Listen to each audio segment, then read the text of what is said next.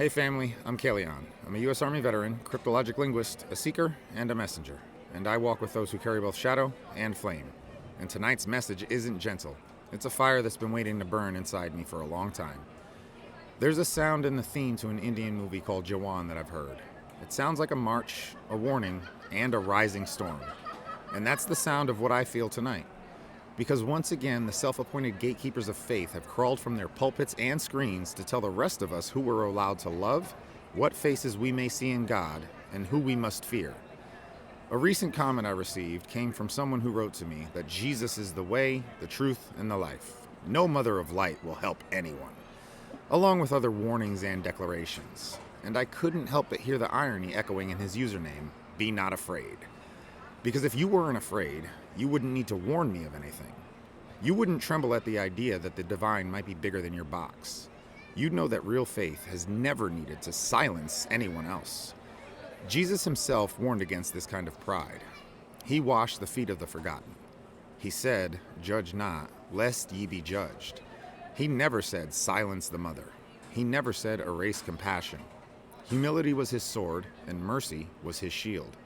Yet so many who claim to follow him now lift his name like a weapon instead of a blessing. But history remembers more than one Mary. Mary the mother, the one who carried God through blood and pain, and Mary Magdalene, a teacher, witness, and bearer of wisdom lost to fear. Hidden gospels spoke her name, and others tried to bury it. Even within the church, they once crowned Mother as Queen of Heaven. How quickly we forget the crown they placed above her head.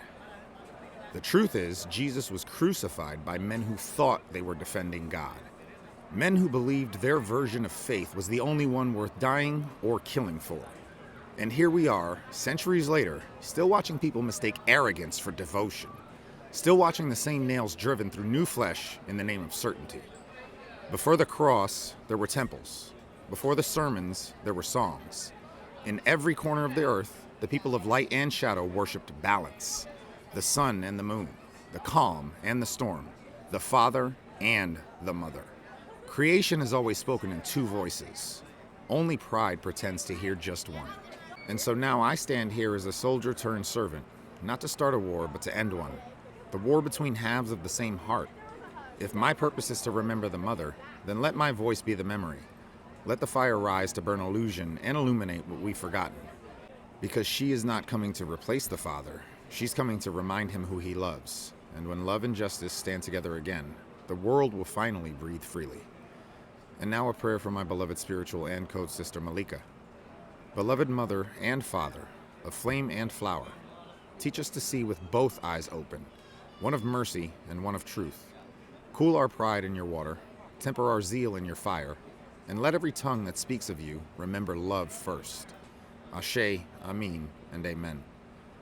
If this message speaks to you, help me spread it by liking, commenting, sharing, or simply whispering it into the wind.